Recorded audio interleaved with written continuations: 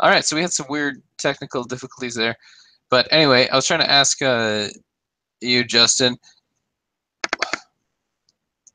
We're talking about these trade, potential trade for an Indian starting pitcher. Is there any move that would possibly make sense? Obviously, like trading the entire farm system for somebody who isn't as good as Danny Salazar, for instance, wouldn't really make any sense. So you're talking about. Now, I'll say I did look up the number because I had plenty of time during the technical difficulties. Danny Salazar, in WAR, Danny Salazar is the 50th best pitcher since 2013. Okay. To me, that's pretty good.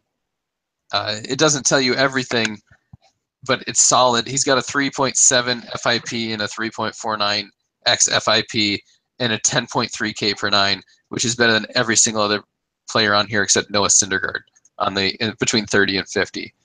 And it's better than pretty much there's like 5 pitchers. Yeah, there's 6 pitchers in the top 30 who are better in K per nine, starting pitchers. One of those guys is dead. Oh. So there's 5. For him? Yeah, not going to get Jose this trade deadline. Where is Garrett Cole on that list? Garrett Cole's number 24, so he is better in WAR. He's got an 8.22 K per nine, but his walks per nine is better. Obviously, his FIP, ERA are all better. His xFIP is pretty much the same. Okay. Now, obviously, Garrett Cole would cost. I don't think would cost too much for the Indians. I think it doesn't make sense for them to trade what it would take to get Garrett Cole. But he's the only name I can think of who might be on the market. And I don't even know if he will be. The Pirates might still think they're in it, or I don't know what they're going to do. But he's the only name. I'll tell you right now. Sonny Gray. I don't agree with Sonny Gray. I don't think that's a good name either. I don't know where he is on that list. I don't agree with that name either. Certainly not on the first page. But this list goes back to 2013, so it wouldn't necessarily. It's just like taking a look at the longer time. Like Jose Quintana is the 7th best pitcher on this list. Okay. You're also not going to trade for Quintana because he pitches in the Central Division.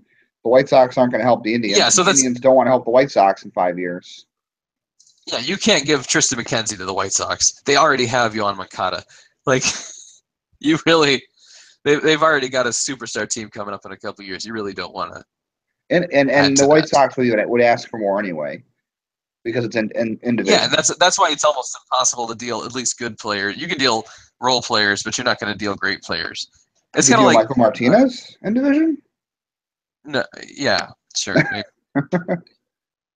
No one's going to get him away from Tito, but it'd be like what I really think. Well, prior to the promotion of Bradley Zimmer, the Indians' most obvious hole was in center field, and Lorenzo Cain would have been a huge fit for that, but they never were going to pry him away from the Royals. And Bradley Zimmer's doing just fine. You can just leave him in center field at some point. Well, now, and that's what I'll say.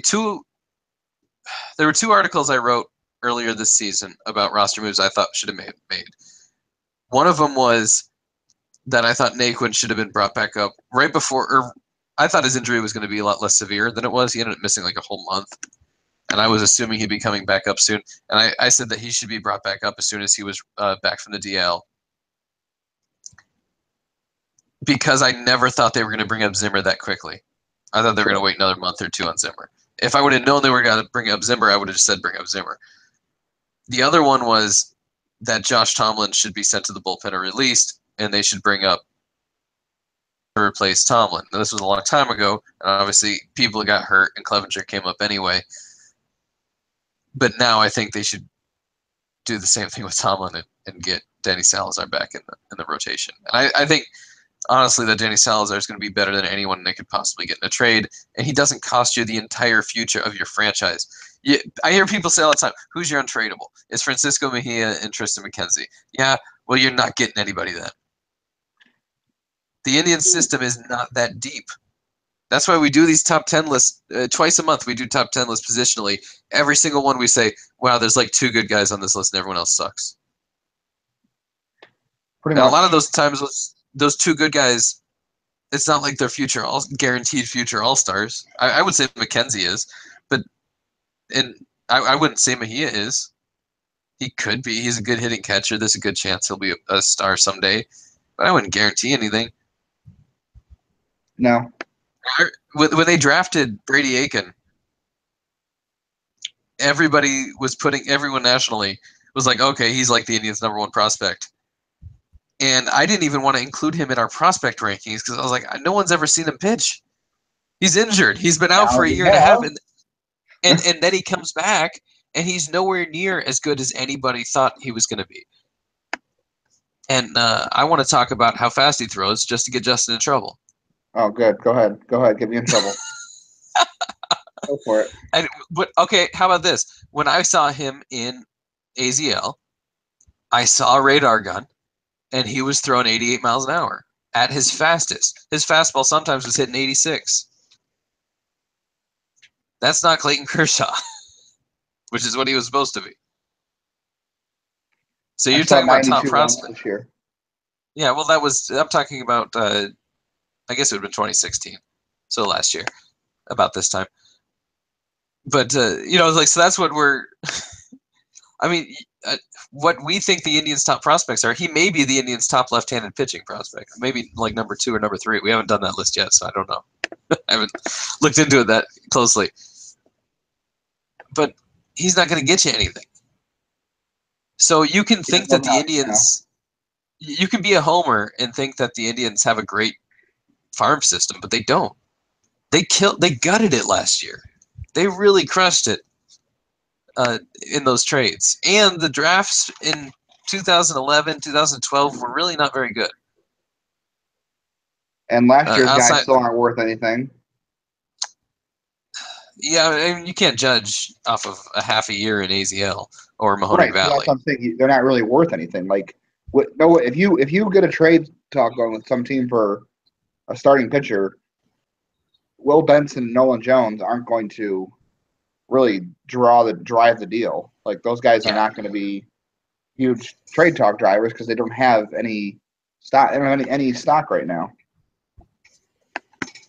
Well, yeah, I mean, they stole Brandon Guyer from Tampa last year, but I mean, role player. Besides role players, they're really not gonna. You're not gonna get anything. So I wish they'll just send all this stupid trade talk. I think the team is damn near perfect, and the fact that they're playing as poorly as they are is kind of like, oh well. Mike Hargrove said about the playoffs or the World Series once that you got to dance with the players who brought you there. And I'm going to say you got to keep dancing with the players that brought you there in 2016. You added your addition. You made your additions. Edwin Encarnacion, Austin Jackson. These are your additions. Boone Logan. They're all three are playing incredibly well right now. And you have everybody back that you could possibly want from that 2016 squad. And there's not a single guy. Guyer back. They'll get in a few days, from what I've heard. But Bells are back at some point. Yeah, I mean, well, they were missing starting pitching for the entire season of 2016. So they were missing somebody, whether it was Carrasco when he got hurt twice, Salazar got hurt twice, Bauer, I think he didn't get hurt till the end, but he got hurt in the playoffs. Brantley? Someone it says starting pitching. Oh, right. Trying to keep it simple. They were missing starting pitching from, the entire, from beginning to end. So if they're missing a starter, it's not that big a deal. And to compound it this way, do you really think, let's say it's, we're a month from now. A month from now, we'd be a week away. We're 5 weeks away from the trading deadline. Let's say the Indians lead the Twins by game and a half, 2 games. They're not really pulling away, and Minnesota's hovering, and they're still there. Do you really think Minnesota is going to go out? And number one, I don't think they have the prospects. Number two, if they did, are they really going to go out and trade for? They need a starting pitcher. Are they going to go out and get a Sonny Gray and a Garrett Cole? No, they're not. They don't think they have the prospects to do it. And even if they did, they know this is not. Well, they might. I mean, someone would take. They could trade Buxton. I mean, anyone would take him right now. He's such an incredible defender and base runner. I mean, But that would kill their team, a large portion of it. Well, and it kills their biggest strength, which is catching the ball. The reason they're hanging Yeah. around is because their whole team is good defensively. And I think that's kind of my point with the Indians is that, like, they added the biggest piece you could possibly add. They had a huge hole at first base. They added the best free agent on the market at first base. And one of the best power You're hitters not in going to get a better. Yeah, you're not going to get a better midseason deal than Edwin Encarnacion. It's not going to happen. There doesn't exist a better midseason deal than that. Midseason deals always cost you more than end of season deals.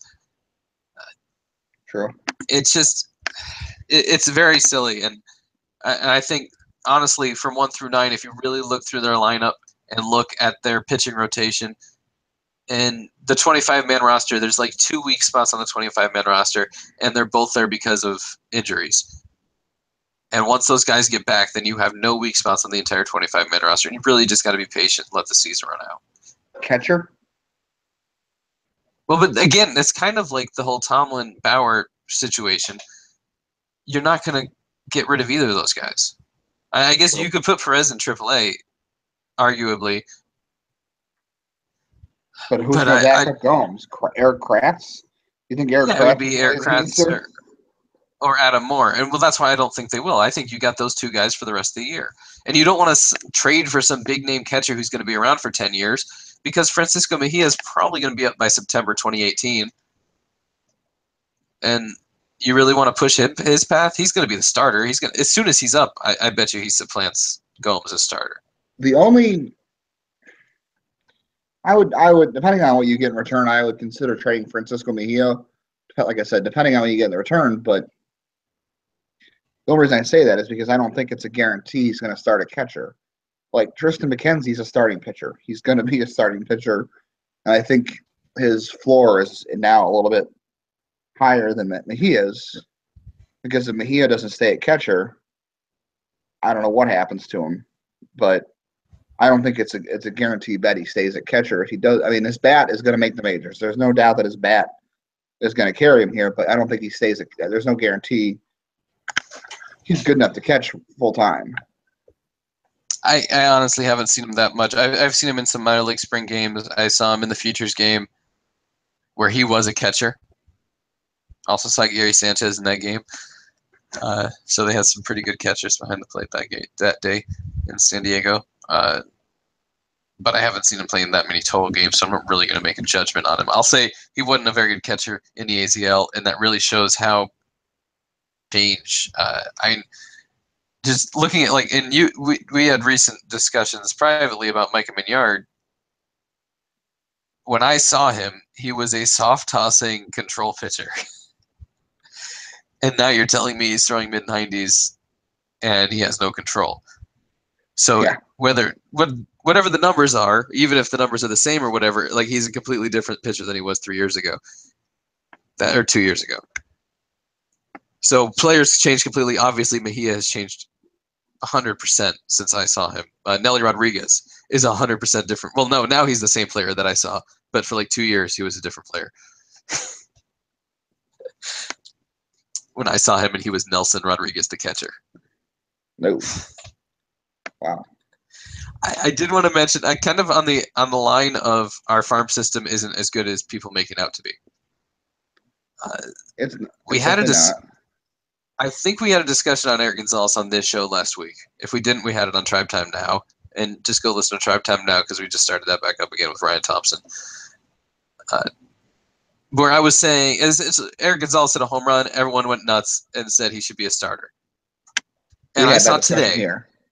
Yeah, okay. Somebody today tweeted that they should trade Kipnis. And then one response was, yeah, move Ramirez back to second.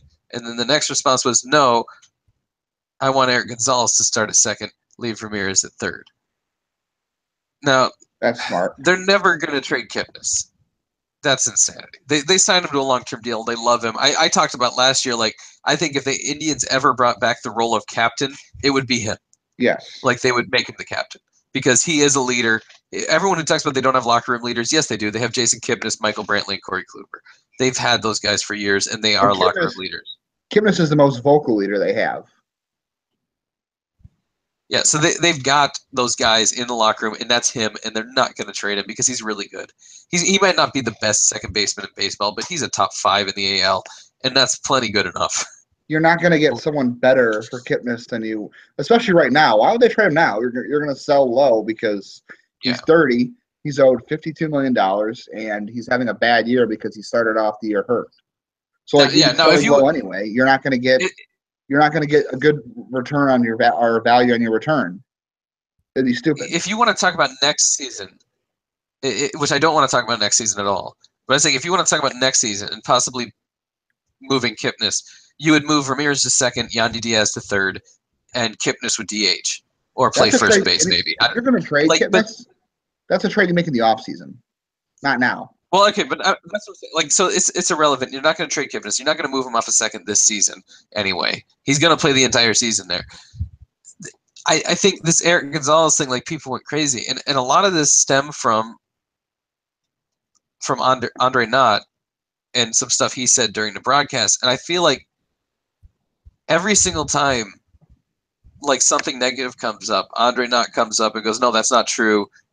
That's ridiculous. Like, the Indians are the most perfect organization ever." And man, I just want to say that's the reason I started BurningRiverBaseball.com instead of trying to get in with another organization. Like, instead of trying to write for somewhere else, the reason I started my own website was because I never wanted a corporation telling me how I was supposed to talk about a team.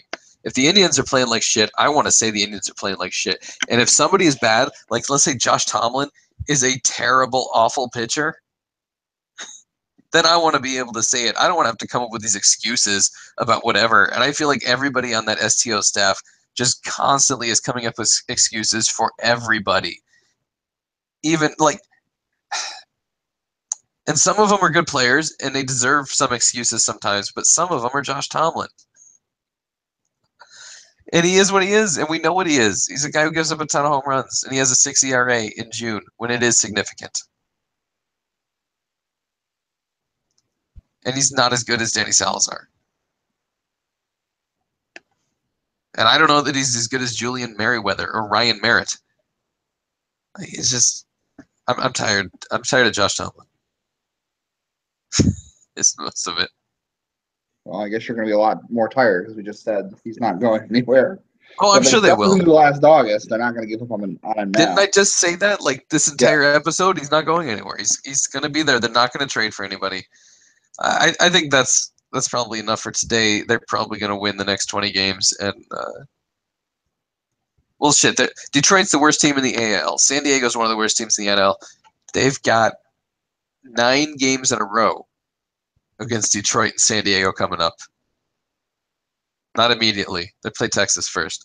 After that, 9 games in a row. And then they play Oakland. And then they play San Francisco. This is a who's who of the worst baseball teams in baseball. So as we said before, when they were going into another stretch, I can't remember when they were playing KC a few times, I think, and we said, well, they should, that they should probably win a few games, and if they don't, take over first by the end, maybe it's the same thing. They'll be in first place by the end of that stretch. By the time they're done playing Oakland and San Francisco, which is mid-July. I think that's even after the All-Star break, right? Yes, that's after the All-Star break. So, like 2 weeks after the All-Star break, if they're not like 10 games up in the division, I'll be surprised. I don't know if they will be. This might be just a year where they struggle to get to 90-something wins. I mean, I know it was a joke, kind of, but the point was Anthony Castrovince tweeted out that the Indians are on the same pace this year as they were in '97. And there's a lot of similarities because that team had a lot of expectations, was supposed to be one of the best teams in franchise history, and they struggled and they got in. They got to the World Series, they got to Game 7, and they lost. But his point, well, I mean, I still think that point's valid because they may not cruise to a division title. It may be until late August, early September, where they finally, have a 6-game lead or something. That's fine. That's, whatever. Just get in. Yeah, okay. Maybe the 10 games was hyperbole, but They will be leading the division by then. I can't imagine with their starting rotation that the Twins can keep this up. I mean, they're negative. And I mean, of course, and again, they're only about 500, so it's not like it's time the Indians start separating themselves out from the pack. Before we end this, I just wanted to say that I'm on Team Pika, and I like the sound effects, and I eat sandwiches without bread. Well stated. So if you don't know what that means, then you have to go back and listen to the last episode of Baseball and Brews. And you probably should already listen to the one before that with Danny Cunningham, because I just said that was the most reasonable argument I've heard involving the trading of Mike Clevenger. I still don't think it's a very reasonable argument, but it's the most, since they seem obsessed with talking about this shit. And some of them actually believe in leadership, veteran leadership, and that the Indians don't have it. Hey, but their veteran leader comes back tomorrow. Rajai Davis is coming back tomorrow? Yes, no, yeah. Coco Crisp? Coco Crisp is coming out of retirement? No, Jason Giambi. Jason Giambi. Oh, Jason Giambi. Mike Napoli comes back. You know, the guy they need to re-sign. You know who would be a great veteran leader? I'd like to see him sign him. Barry Bonds. I'm sure that would go well. I think he hit lots of dingers. You pay him to DH once a week. I'd like to see him start every day over Naquin in center field. I'm not against this. I'm not going to argue. It would be smart because, according to Tito, your lineup should be ordered by age. How come we never let Jason Giambi off then? Well, no, your oldest hitter hits third, and then your second oldest hitter hits fourth, and then your third oldest hitter hits first. It's a weird thing. And your three youngest guys are always on the bench no matter what. Sure. Unless they're in AAA. Except for Michael Martinez, because he always deserves a roster spot, even if you don't play him. And he's 33.